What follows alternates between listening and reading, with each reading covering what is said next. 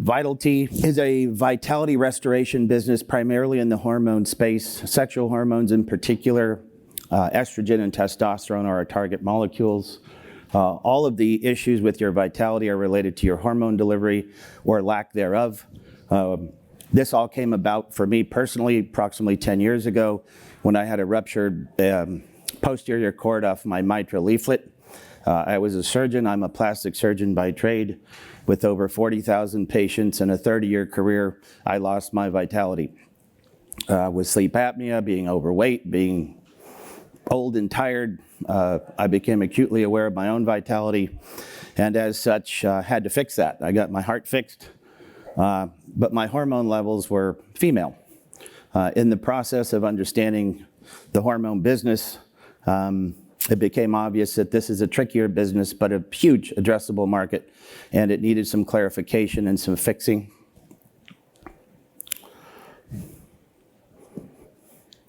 My company in particular, I'm going to start at the bottom. My invention happened to be a device that puts pellets into the subcutaneous space in an atraumatic fashion, which is radically different than the way it's currently done. Produces a patient-centric improvement in drug delivery, and it's also an easier procedure for the providers to put in.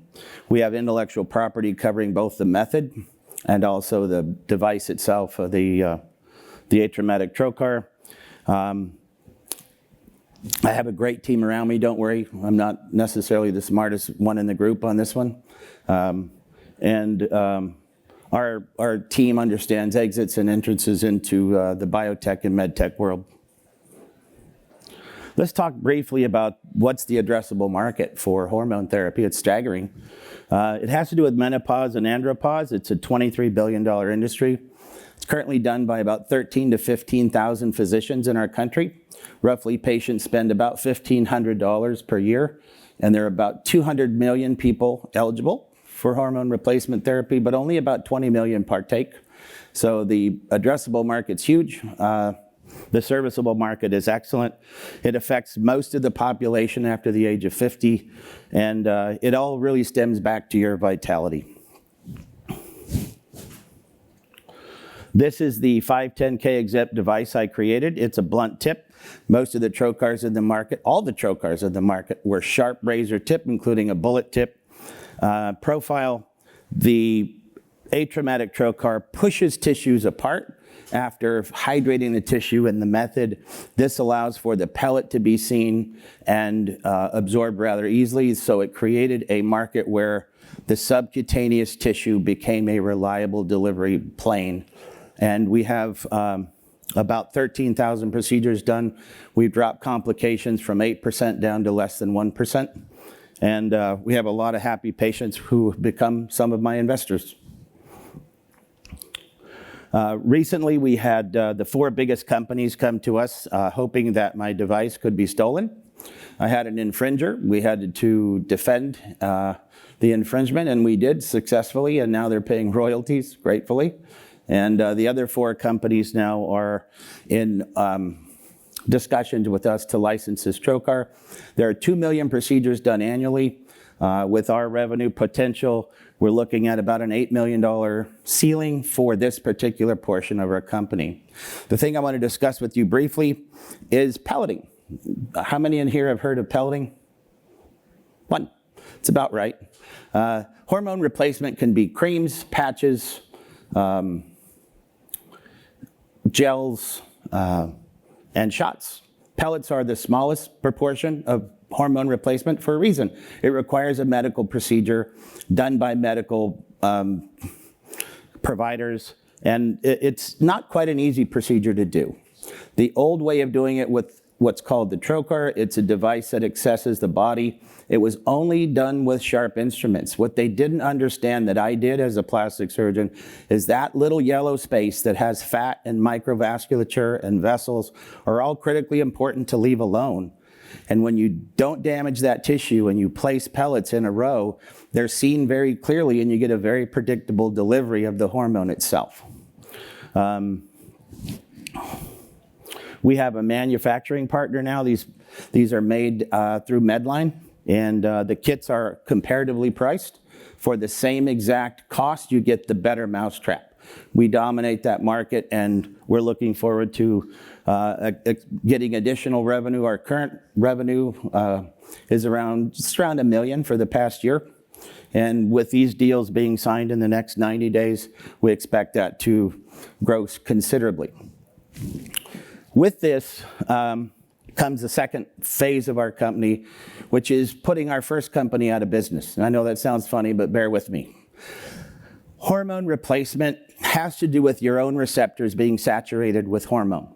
In pellet form, the pellet's broken down by your immune system. Little creatures called macrophages go in and they take that pellet away in a very systematic fashion when that fat's not disturbed.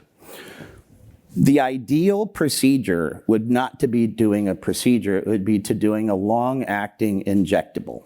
That does not exist, but we have created one. Over the last 9 months, we partnered with a company that makes what are called hydrogels. The hydrogels are a library of hyaluronic acid-based delivery systems. And what we can do is coat the small molecule through a procedure called core shell spherification, mix it with the hydrogel, and then create a large-scale distribution with the same delivery profile as a pellet, but now you can do it with an injection. This is not meant to be understood by you all. It's meant to say that the scientists that have looked at that, looked at loading density, gel strengths, baseline gels, enzymes. This basically says the injectable acts like the pellet. That's the most important thing you can take away. This is what we're trying to do. The future of hormone replenishment is to avoid the spikes in therapy, which is rapid rises and rapid falls, so you don't get your symptom relieved. But when you have pellets in place, which is the blue background, you have essentially this rapid rise and a slow decline over a 4 to 5 month period, which fixes the entire problem of the complication rate and also the compliance rate. This is probably our strongest slide. We have the next generation for pellet delivery. Both the method and the path and the trocar are patented, and the formulas for estradiol and testosterone products are already written and in the patent office, and we've created a manufacturing process that can withstand this giant market. We have a couple other products to talk about that are already being looked at. Could you imagine taking the supplement market, including vitamins, minerals, and such, and putting them into a long-acting delivery where people don't have to have the GI side effects, but can get the delivery in a pellet, in an injectable form, and that includes also off-label medicines such as metformin and atorvastatin. So we're looking at those as well from a long-term injectable standpoint. We're looking to raise $4.7 million, getting us through animal studies. The majority of it's in research and development. There's a small amount towards our general administrative and patent writing side. We have a team of excellent people, including tech founders, tech exiters, smarter people than me in hormones, attorneys that understand the regulatory expertise involved in getting these projects finished. These are the companies that might be interested in our exit. And I look forward to answering any questions you might have after the talk. Thank you very much.